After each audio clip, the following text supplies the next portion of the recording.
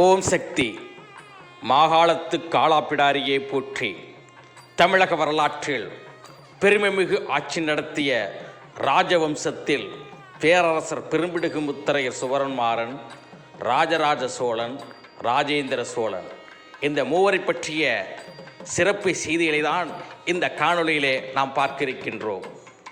ராஜராஜ சோழன் என்றால் அவனுக்கு அடையாளமாக தஞ்சை பெரிய கோயிலை இன்றைக்கும் நாம் பெருமையாக நினைவு கூர்ந்து புகழ்கின்றோம்.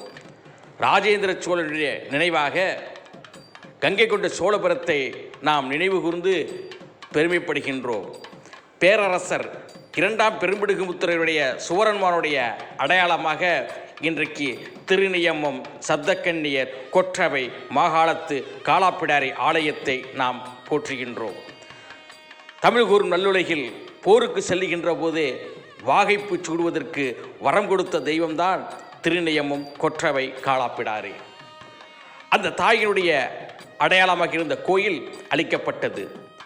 அருள்மிகு காலாப்பிடாரணேஸ்வரர் என்ற 1000 சிவலிங்கங்களும் அளிக்கப்பட்டது. எஞ்சிய சிவலிங்கங்களை எல்லாம் நீங்கள் பார்த்து கொண்டிருக்கின்றீர்கள். இந்த பெருமிகு பெரும்பிடுகு முத்திரையருக்கு தபால் தலை வெளியிட வேண்டும் என்பதற்காக நாம் முயற்சி செய்து கொண்டிருக்கின்றோம். 2025 பேரரசுக்கு தபால் தலை வெளியிடப்பட இருக்கின்றது.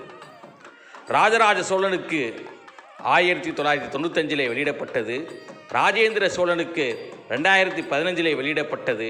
இன்றைக்கு பெரும்பிடுகு முத்தரையர் சூரன்மாறனுக்கு 2025 தபால் தலை வெளியிட இருக்கின்றது.